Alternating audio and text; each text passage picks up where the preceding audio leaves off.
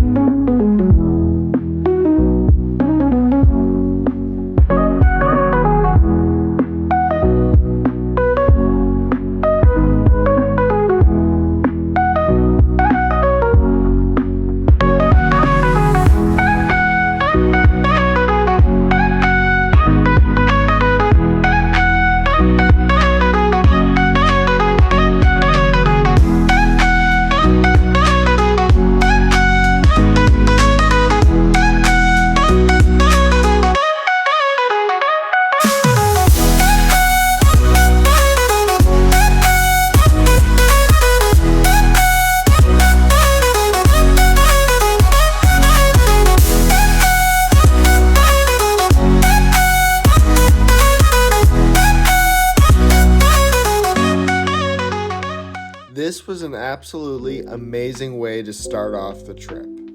As we continued around the peninsula, we kept getting taken away by beautiful views like this waterfall. We kept on driving and eventually led us to one of the most majestic mountains that Iceland has to offer.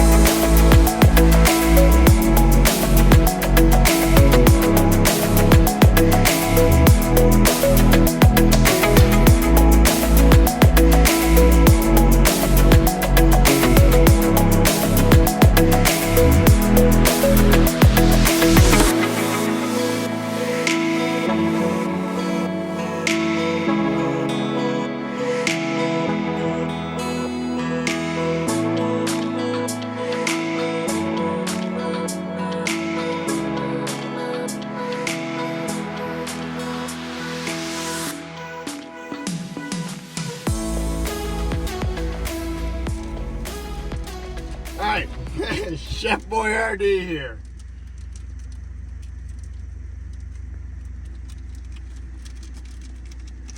Cooking it up, got some fire ramen in the works. Yeah.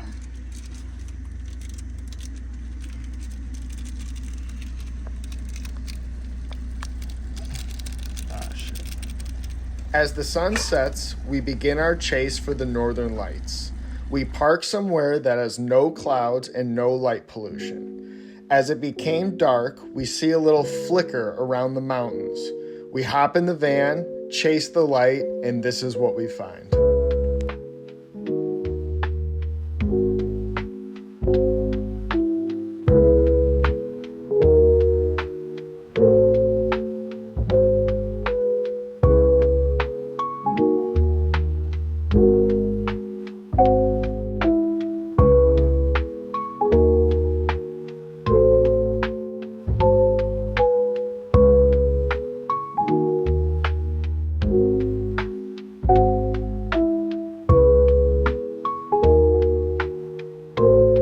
Once the show ends, we get back in the van, head to the nearest campground, and crash for the night for a successful day 1 in Iceland. Sammy and I started off day 2 of the journey getting a good night's sleep. We then stocked up on supplies and hit the road as we were traveling across the northern part of the country throughout the next 2 days.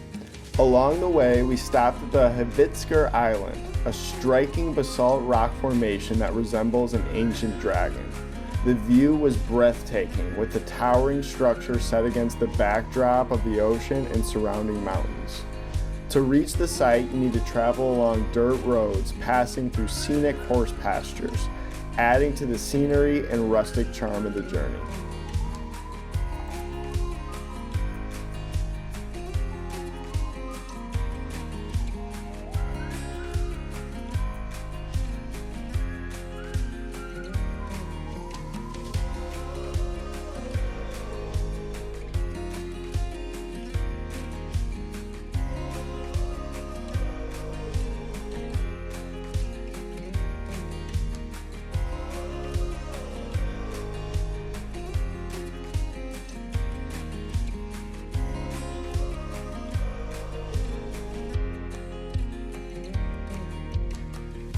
We got back in the van and hit the road, driving through some of the most remote areas we had ever been. Tiny farm towns nestled in the middle of nowhere, Iceland. The landscape felt incredibly untouched, like a world frozen in time. One thing to keep in mind when traveling here in the winter is the limited daylight. The sun rises late and sets early, so we had to make the most of every single hour, racing against time to take in as much as we could. Day 3 on the way, bundled up in a blizzard. I wonder why they call it Iceland. All right, we're about to make our way to see some canyons. Honestly, this weather's pretty intense, so we'll see what we're actually able to do and what it looks like.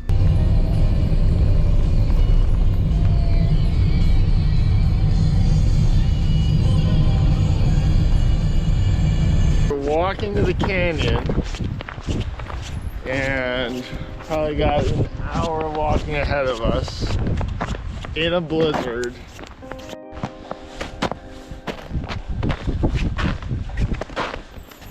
Sick. Very icy.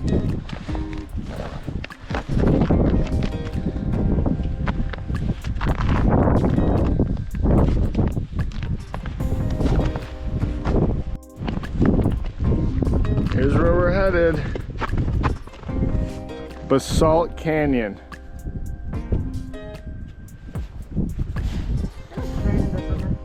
Yeah, that's the summer. Let's see what wintertime looks like. It's about to be interesting.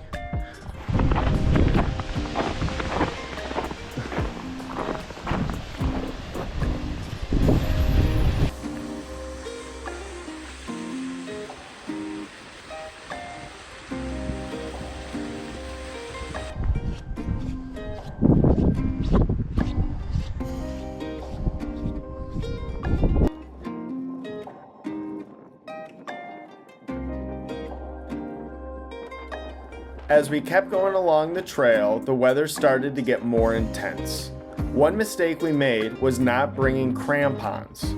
Those spikes you attach to your shoes for hiking on the ice? Yeah, definitely a lesson learned there.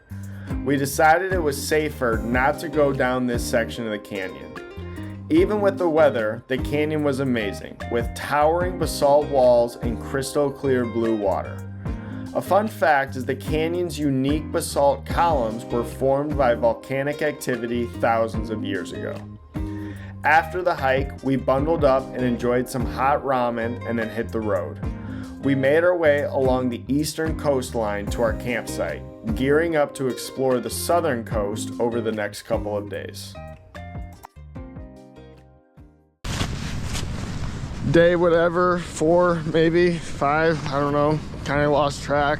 Woke up this morning, hit the road, Diamond Beach, hitting the south side of the island. Look at the ground though, this is very interesting.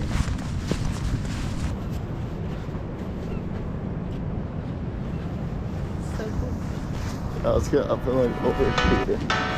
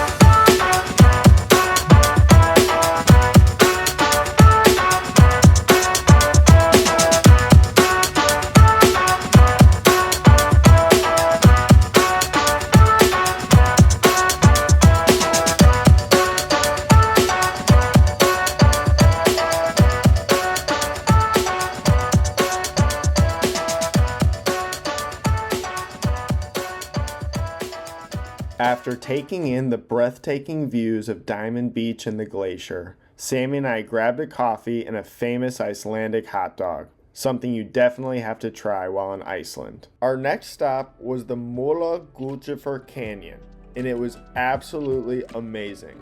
The canyon is known for its steep cliffs and vibrant green landscapes, with waterfalls coming down on either side.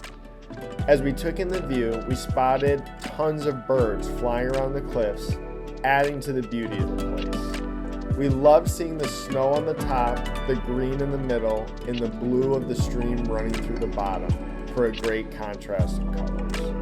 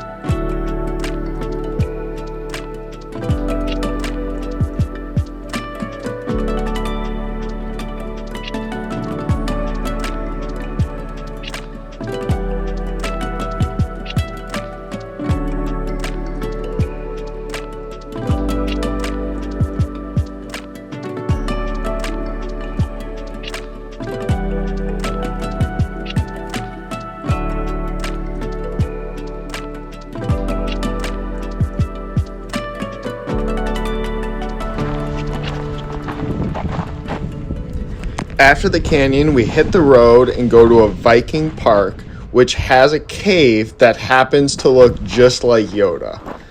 After visiting, I tend to agree.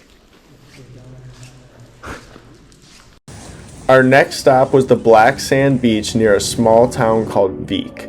And it was true, the sand was jet black. There were large canyon walls with basalt formations on them and rock sculptures sticking out in the water. Sammy and I found a rock, took a seat, and took in this incredible view.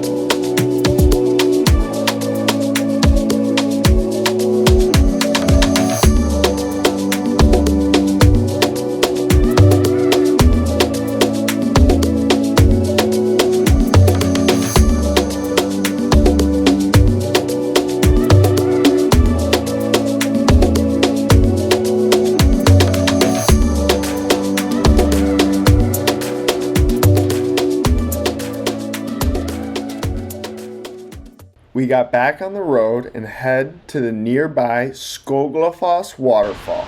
This massive waterfall was so powerful that it felt like it was raining on you, even though the weather was clear. We took in the view, got some video, and then made our way to the last stop of the day, the Stroker Geyser, located in the Geyser geothermal map area. We arrived just in time for a private show, watching the geyser erupt not once but twice, with water shooting up high into the air as the sun set behind us. We then just take a short drive to the Volgair campsite. It was a perfect place to relax after a busy day of exploring. The next morning, we treated ourselves to some well-deserved relaxation at the Blue Lagoon. After a week in the van, it was exactly what we needed. The weather, as expected, was intense, but it was nothing that could take away from the incredible warmth of the mineral-rich water. We spent the day exploring the facility, sipping on drinks, and indulging in a little self-care with a face routine in the steam room and sauna. We even got a proper shower, probably the best shower I've had after days of living in the van. Then we soaked in the Blue Lagoon one last time, taking in the beautiful surroundings, and before heading back to the States. It was an absolutely amazing adventure, and I can't wait to see you guys for the next one.